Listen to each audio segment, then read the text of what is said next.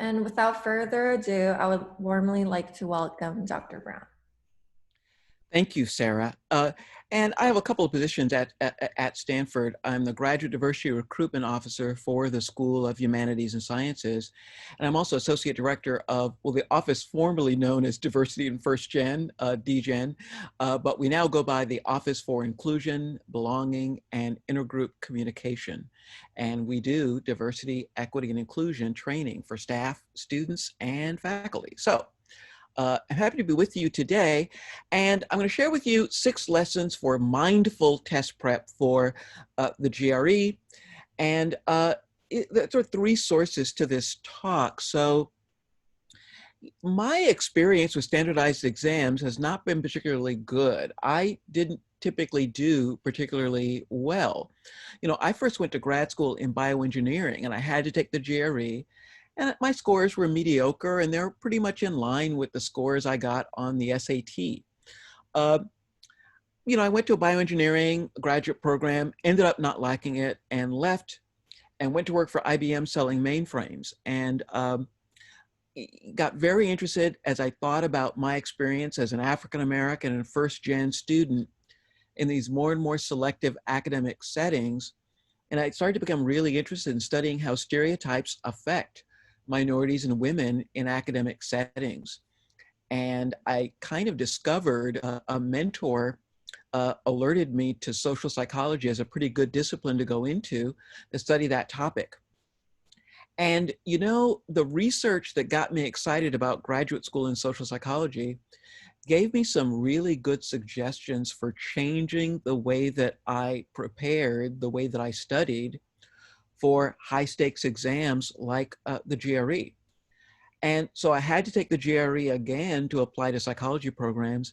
And I changed the way that I studied. And I ended up doing very, very, very well on the GRE, such that I got into all 5 of the psychology programs I applied to. So some of the recommendations I'm going to give you are informed by what I did that second time to prepare effectively for the GRE. But the recommendations I'm going to give you are also informed by my expertise in the social psychology of academic achievement, and also by my own experiences as a Kaplan instructor working with students preparing for the GRE, the MCAT, and the LSAT, and the GMAT. So, by the way, if you didn't get a chance to take down this link, you can download these slides as well as a lengthy appendix. But I'm going to show you that link at the end of the workshop as well. So, by the way, you know, so I've got about 45 minutes, so I'm not going to go over an overview of the GRE because you can get that just about anywhere. So I'm going to, in the interest of time, skip past that. I'm going to focus on the 6 lessons for mindful test prep. Oh, and I'm also going to end with letting you know the resources that you should get to start to prepare effectively for the GRE. When you download these slides, there's a lengthy appendix that tackles these additional questions: how the GRE is used in the graduate admissions process, why the GRE doesn't capture the lion's share of things that you need to be successful in graduate school. I have a slide on why smart people bomb on the GRE. I also have some information on the GRE subject tests and even more specific study suggestions. So make sure you look over that part of the handout. I also want to start by noting that, you know what, as a result of the pandemic and even before the pandemic, graduate programs have been re-evaluating the utility of the general GRE in the graduate admissions process. But that re-evaluation has been accelerated by the pandemic. And more graduate programs this year are making the general GRE optional. And I think that's a great development because I think the general GRE has too much weight in the graduate admissions process. But I continue to give this workshop because unfortunately, there are still a lot of really great graduate programs that continue to require the general GRE. And I don't think it's a good idea for you as someone applying to graduate programs to rule out applying to a program simply because they require the GRE. So I give this workshop in hopes that these recommendations will be useful to you so that you can prepare effectively and get scores on the GRE that will be an asset to your application. So it's in that climate that I want to start. So let me skip over overviewing the GRE and go right to the very first lesson. The very first lesson for mindful test prep is this. As you're researching graduate programs, one of the things you want to find out is you want to find out from them just how is the general GRE used in the admissions process? What sections of the GRE matter more? So for example, if you're applying to English or comparative literature doctoral programs, they probably don't care how you do on the quantitative section of the GRE. They're more concerned with the verbal section of the GRE and maybe the analytical writing section, you know, that section where you'll be writing 2 essays. So they may care about those sections, but not for, you know, the quantitative section. If you're applying to a political science, sociology, or psychology doctoral program, well, they're going to pay attention generally to your verbal reasoning section and the quantitative reasoning section. The verbal section, because they want to know if you've got the vocabulary and the verbal skills so that you can learn to write the way that you'll need to write for the discipline. And they care about the quantitative section because they want to know if you're comfortable enough with basic math so that you'll be able to learn the statistics training that is a key part of the first year of doctoral training for political science, sociology, and psychology programs. So depending on what graduate program, what discipline you're going to be applying to, you want to find out how do they tend to use the GRE in the admissions process and what sections of the GRE are most important. And you also want to find out, well, you know, what kinds of GRE scores do they like to see in the applicants that they are likely to admit to their program? And the person that is most likely to be able to give you that information, if it's not on the program website, is the graduate administrator, or this person may also go by the name, the Graduate Student Services Officer. This is an administrator, not a faculty member, that usually answers questions about the graduate program. And what you could do is contact this person and say, hey, I've been reviewing your website, but I had some additional questions.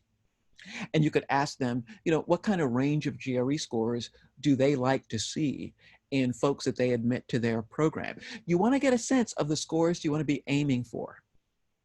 And once you can get that, as fast as possible, as soon as possible, you want to find out how close you are to those scores. And by the way, you can do this for free. You can go to Kaplan or Princeton Review's website, and you can take one of their diagnostic GREs absolutely for free. And it's a GRE that's been designed to be as similar as they can make it to the actual GRE. Now, you know, it's not going to be completely similar, but if it's close enough to give you a ballpark sense of how you would do on the actual GRE, that's what you're looking for, right? By the way, if you want to give yourself an actual computer GRE, download PowerPrep. You can download it from that website, www.gre.org. It's the Educational Testing Service own test prep software, and it has 2 actual past computer GREs. You could give yourself one of those GREs and save the other one so it's the last practice exam you give yourself before you go in and take the actual exam. By the way, so there's a question from Alexandria who asks, in situations where the GRE is listed as optional, what is the threshold of scores, or we should send them?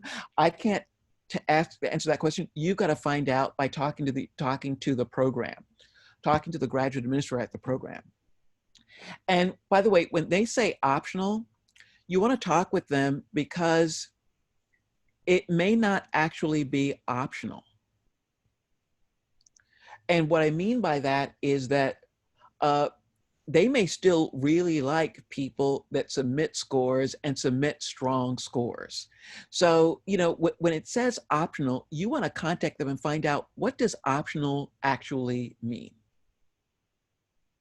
And what kind of range of scores do they like to see for each section? See if they'll give you that, right? By the way, you can also consider, what has your past performance been on standardized exams? Because the GRE is pretty similar to the SAT. And so if you've tended to do, you know, have one set of performances on the SAT and the PSAT without changing the way that you study, you're probably going to do kind of similar on the GRE. So that may help you.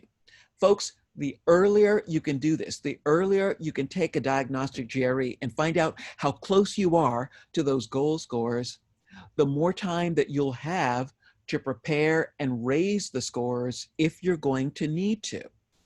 Some of you are going to take that diagnostic GRE and find out that you're doing pretty well. And if that's the case, what you can do is do a little bit of studying to make sure you understand the format of the exam, the types of questions that you're likely to see. Give yourself another practice exam to confirm that you're consistently doing well. Then go in and take the exam and know that you're in good shape and you've got that dealt with. So now you can focus on the other parts of the graduate application process. The rest of this talk is for folks who are in the position that I was in when I took a practice exam and my scores were far below where I wanted them to be competitive for the top psychology programs in the country. So the rest of the talk is for folks who are in that kind of position. So let's jump into it. So what I mean by studying mindfully is that this was the big change in the way that I studied that probably made the biggest difference for me. Each and every time I sat down to study, I would write down in my journal. So I kept a journal in which I recorded everything I did to prepare for the GRE. And for each and every study session, I would write down a goal or two for that study session or that practice exam session. I'd write them down. And then at the end of each study session, I would write down how satisfied I was that I achieved that goal or those goals. Now, here's the other important insight. Now, think about this. My goals were to get really great scores on the GRE. But ironically, for my study sessions and my practice exam sessions, I never set study goals that were organized around achieving a certain level of performance. So if I spent 30 minutes working 20 sentence equivalence questions, I never set a goal that, hey, I want to achieve a 95% accuracy. Those are performance goals, which, hey, you want to achieve a certain level of performance. Instead, my goals were always learning goals. That is, my goals were always about, hey, better understanding my problem solving, or better understanding the Kaplan approach to sentence equivalence, for example, or I want to better understand the types of wrong answers I'm likely to see for these types of questions. Now, so hopefully you're picking up the paradox that even though my ultimate goal was to achieve a very high level of performance on the actual GRE, during study, I never set goals organized around achieving a particular performance. And so I want to ask you, why did I do that? Why was I so focused on not setting performance goals during study? And you can enter your answer in the chat or give it vocally.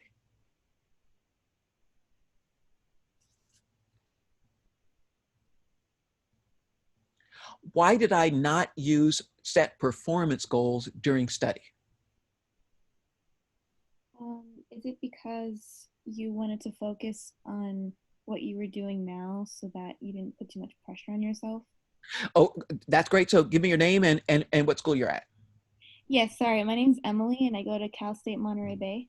Okay. Hey, Emily. Okay. So yeah, absolutely. Yeah, that's absolutely right. So one of the insights I got from the psychology research I was reading was that if I set performance goals, by the way, if I fail to meet that performance goal, well, that could be so upsetting. I could beat myself up so much that my attention has shifted from worries about my performance, and it has shifted away from focusing on learning as much as I can from the questions I'm working. And by the way, there's a similar worry if I achieved that performance goal. I could spend so much time patting myself on the back that again, I'm now distracted away from learning as much as I can from the questions. That's why I didn't want to set performance goals. Instead, I set goals around increasing my understanding of the strategies I was trying to learn, increasing my understanding on the way the questions were designed and the way the wrong answers were designed. Because if I could increase that kind of understanding, then that was going to lead to me performing better on the questions. So there was this other rule that I implemented for myself that was consistent with this psychological approach. And the rule I set for myself was that for every minute I spent problem solving, I was going to spend at least a minute analyzing my performance, trying to figure out what lessons I could learn from the questions and the answers that I had just been working. So what that would mean practically for my study sessions is that if I spent 20 minutes working 10 questions, I was going to spend at least 20 additional minutes analyzing my performance.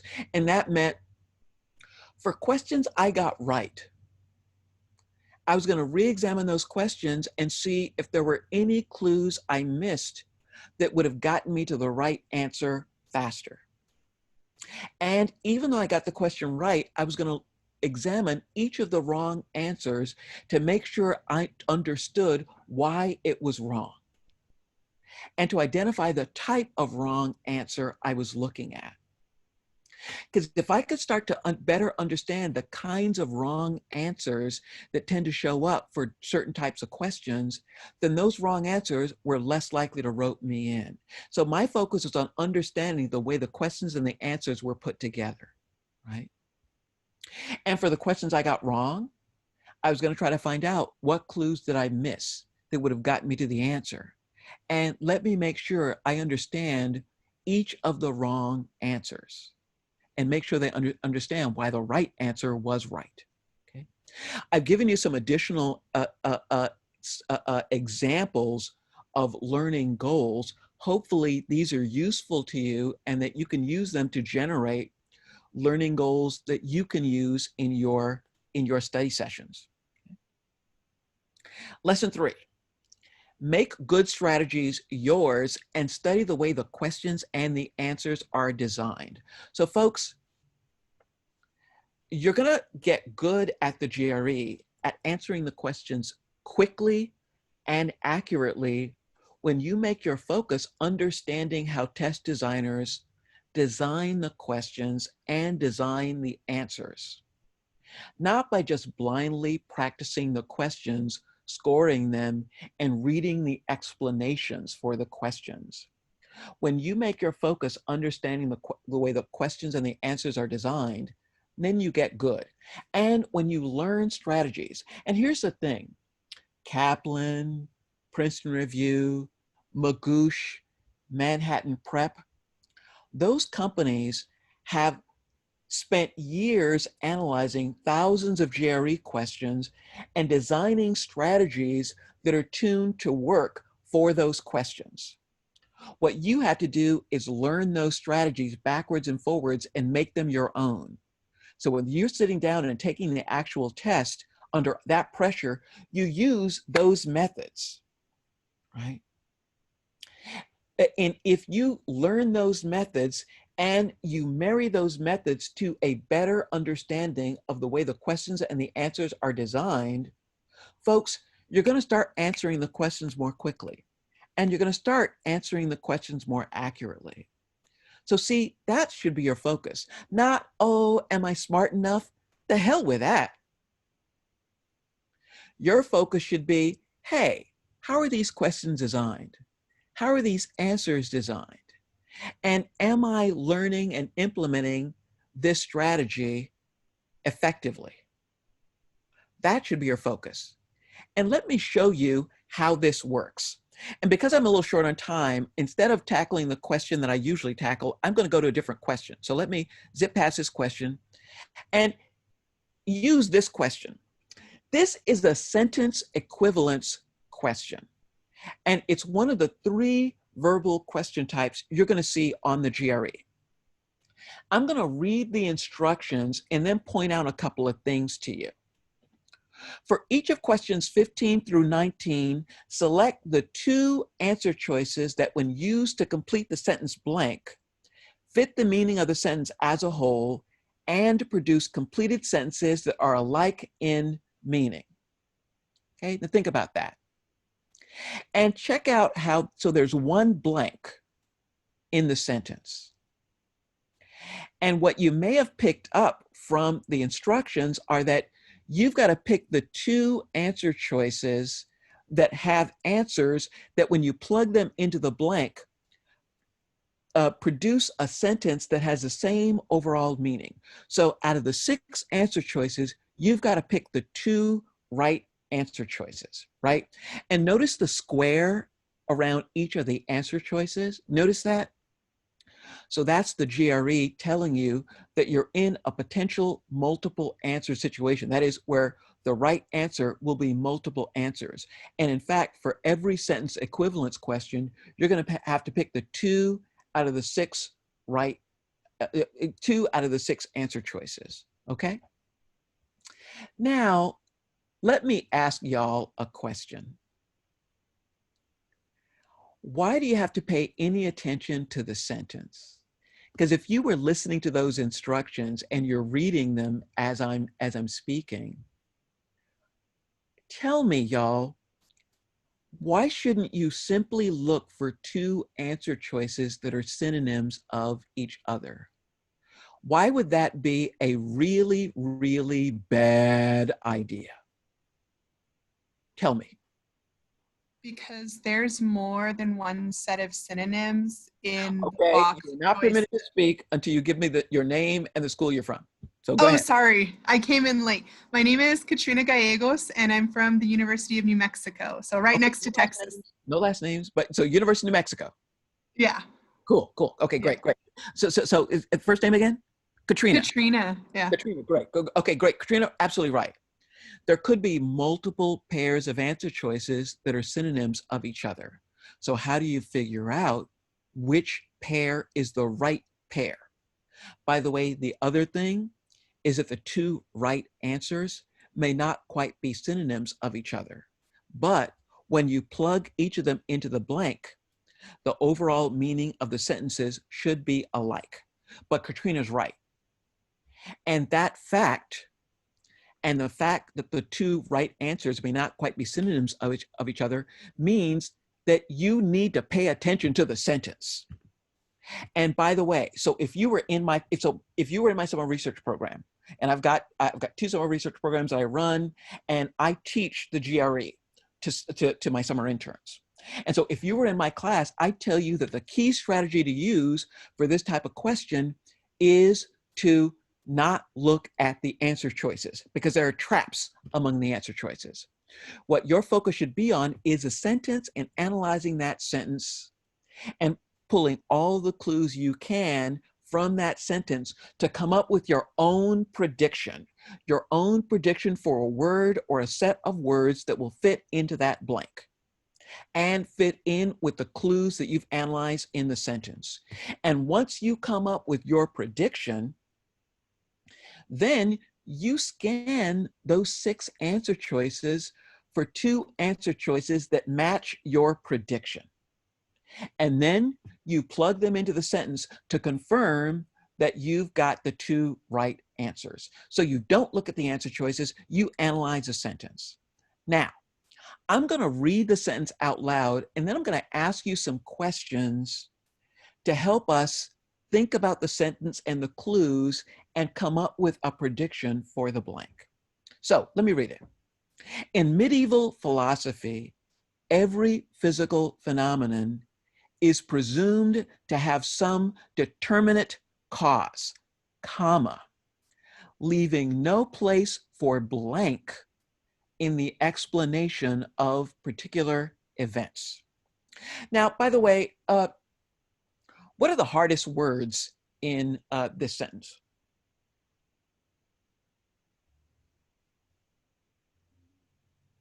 What would you say are the hardest words?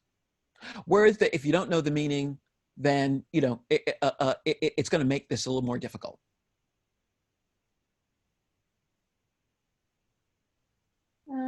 Determinate probably, and Yeah, determinate's one. Yeah, absolutely. In fact, that would be the first one I'd know. Yeah. Is there another one? Maybe medieval, right? But it's sort of less important, right? As long as you know medieval is, oh, Middle Ages, back there somewhere. Yeah, back in the past, you're probably okay, right? But determinate, if you don't know what determinate means, yeah, that complicates it. But so this is just a warning that, vocabulary does matter. And so doing what you can to increase your vocabulary will help you do better on the verbal section. And so when I get to key resources for test prep, I'm going to share with you some resources that are helpful for boosting your vocabulary, right? Right. By the way, phenomenon might be another one, right? So let's break up the question. So let's just look at the first part of the sentence. In medieval philosophy, every physical phenomenon is presumed to have some determinate cause. So what does determinate mean, by the way?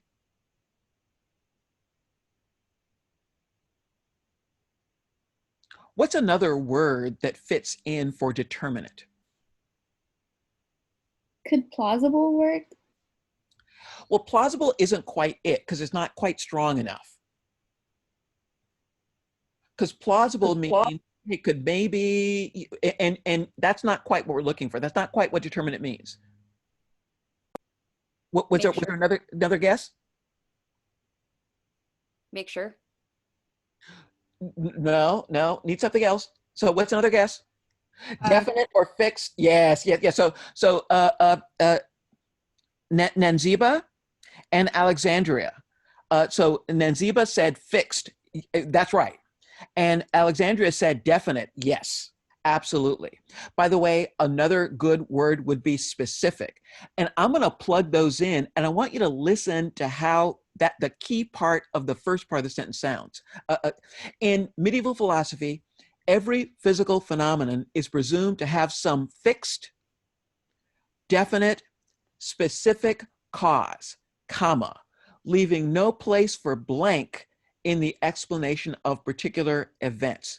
By the way, there's another word that should pop into your head that could fit.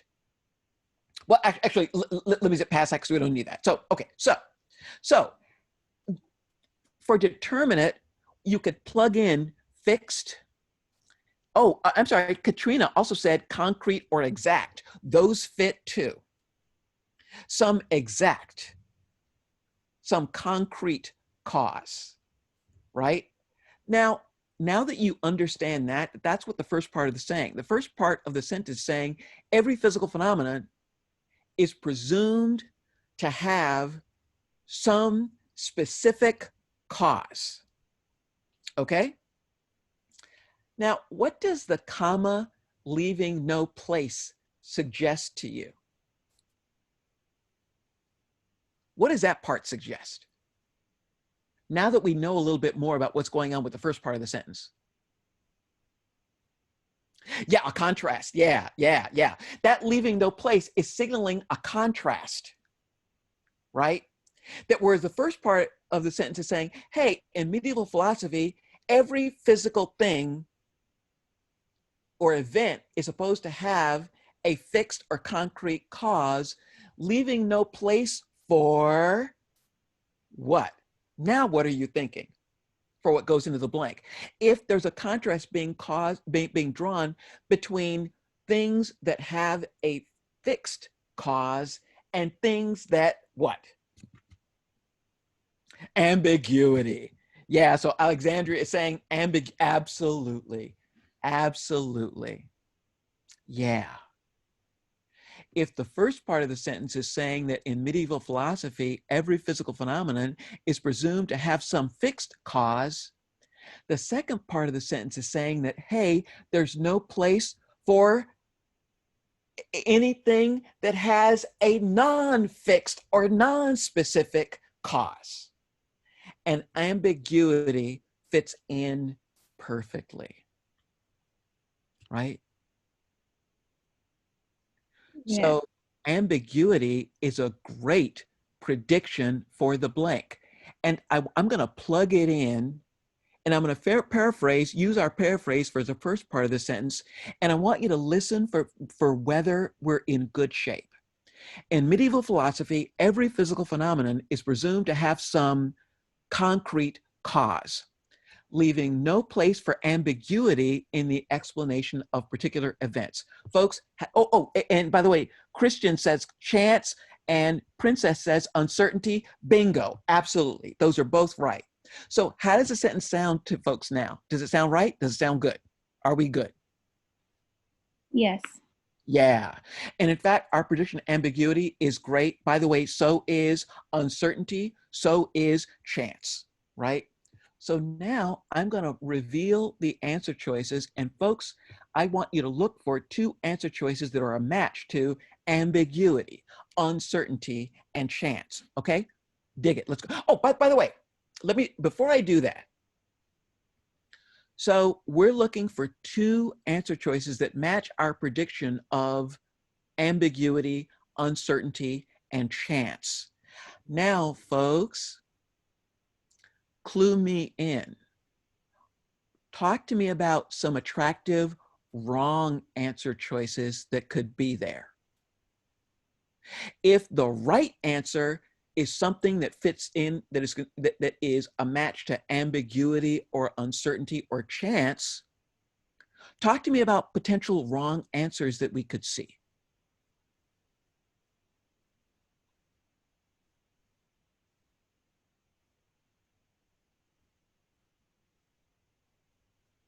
I was actually going to say what Alexandria said in the chat. Oh, yeah. Okay, yeah. Okay, Alexandria, slow down, girl. Okay. You know, words that are consistent with fixed, determinate, right? Because if you're a naive test taker and you don't pick up that leaving no place is drawing a contrast, well, you might be drawn to opposite answer choices that are the opposite of what we're looking for. So answer choices that are the opposite of uncertainty, the opposite of chance might be attractive. And by the way, that opposite answer choice pair, that's a trap wrong answer that you'll see a lot with sentence equivalence. Let's take a look at our answer choices and let's look for matches to ambiguity, uncertainty, chance, ambiguity. A, happenstance. What's happenstance, y'all? I've never heard of that word, but it sounds like a synonym for chance. And in fact, it is. Absolutely.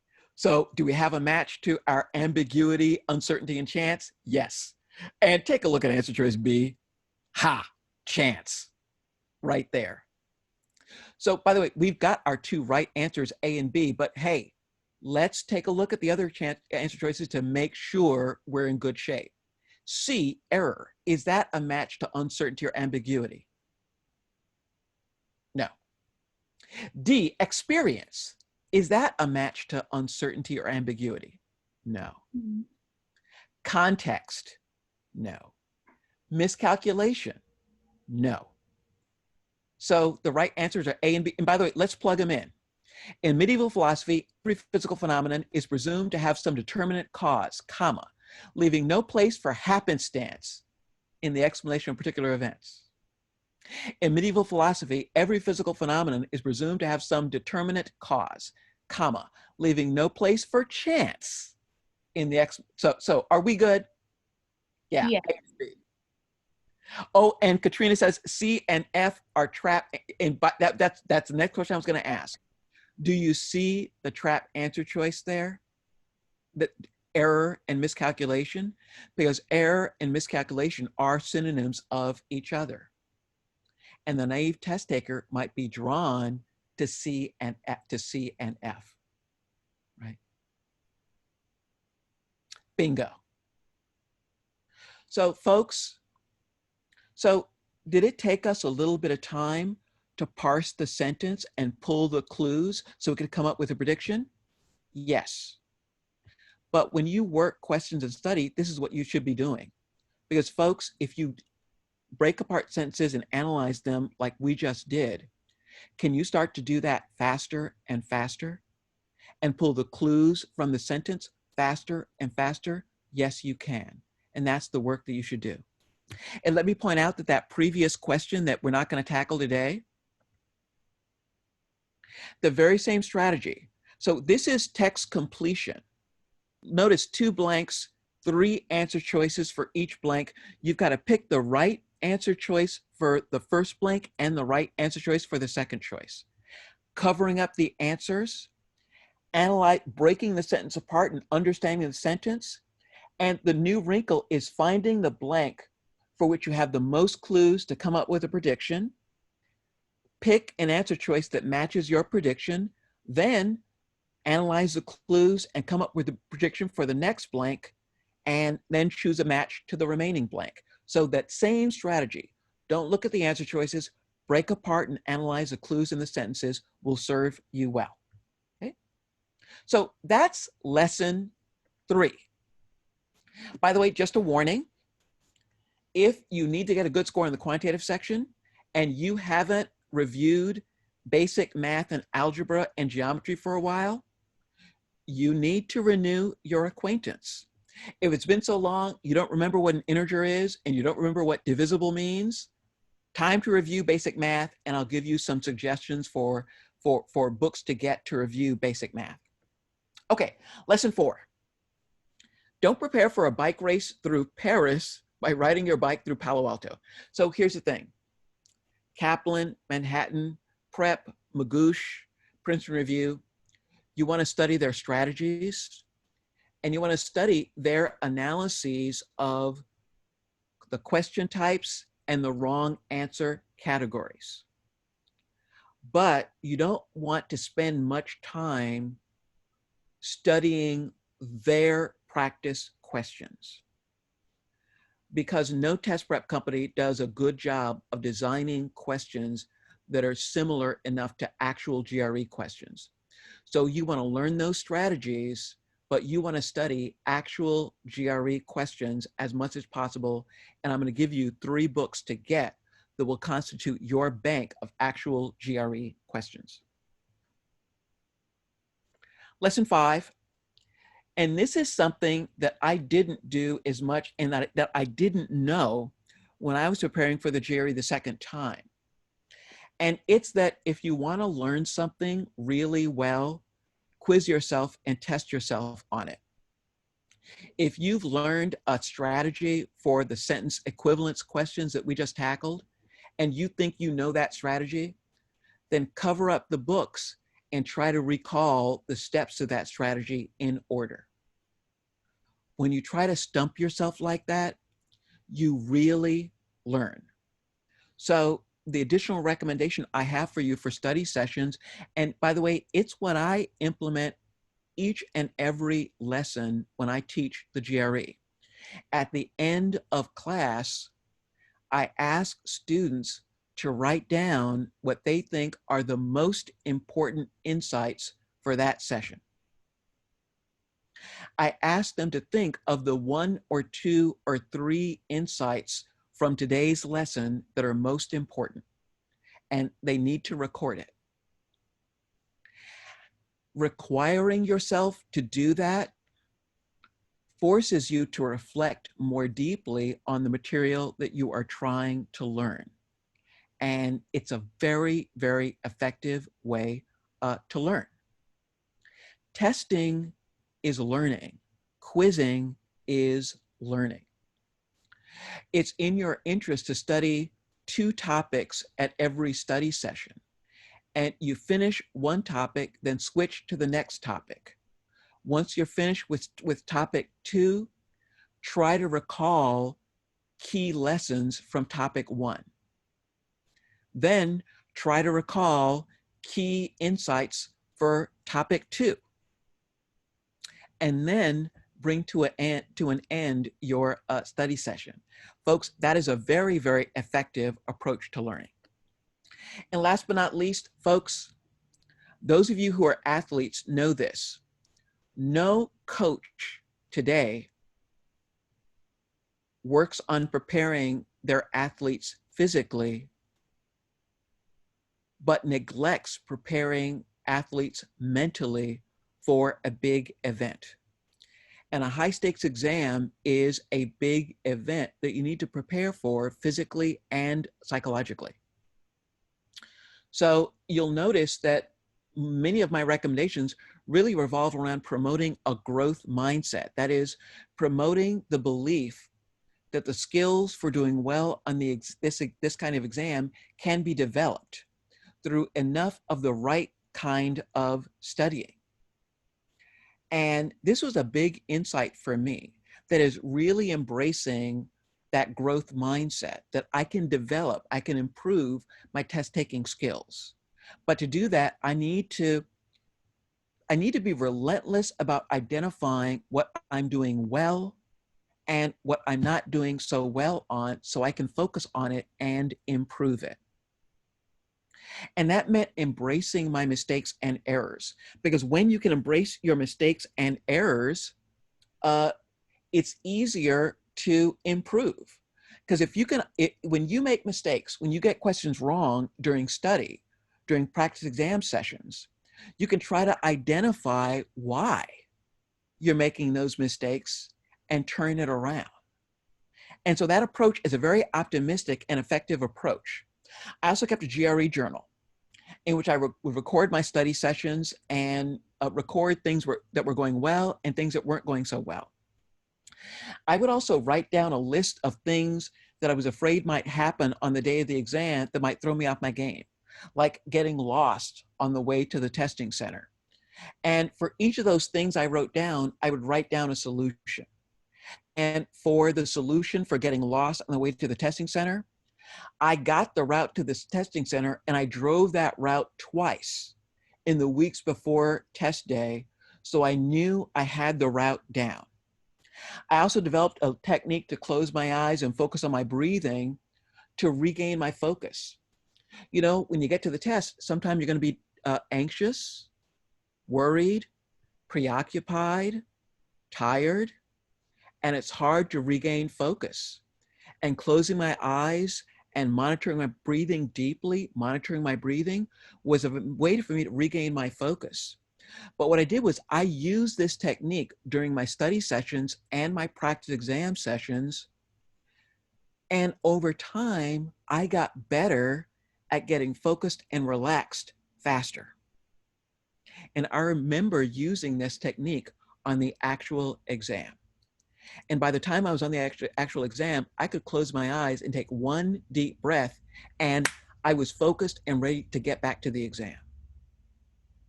You know, a little bit of worry and anxiety are normal and probably even necessary for you to bring your best performance forward. But you want to be able to dial back that anxiety and worry if they're too intense and they're interfering with your performance. So hopefully these recommendations help. Okay, so what books do you need? And we'll close out.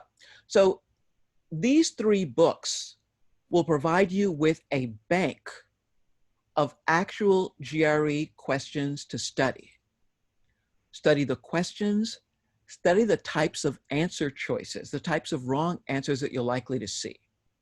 And you study these questions and you'll start to become an expert on the way the questions and the answers are designed. So get these 3 books. In addition, you know, you don't have to get all of these books, but you could get so I teach out of the Kaplan book, so I usually get that book for my interns, but the Princeton Review book is good. The Manhattan Prep books are great. And by the way, the Magoosh book is wonderful. And I like Magoosh's GRE materials. By the way, their blog also reviews GRE test prep materials, and I really like their reviews. To boost your vocabulary, get this book. GRE Vocab Capacity. It is a really wonderful book for building your vocabulary. Also, Magoosh has an app for building your vocabulary, and it's a really great app. So I recommend that as well. And if you have additional questions on preparing for the GRE, take down my email address, jlbrown@stanford.edu, and I'm happy to help. And let me end with, by the way, when you download the slides, these are some books on the psychology of learning and the psychology of performance. And these will give you a deeper dive into some of the psychology behind my recommendations. And let me go to this next slide, which has the link for downloading these slides and some additional materials. And I'll stop here. Thank you for your attention, and I'm happy to take questions.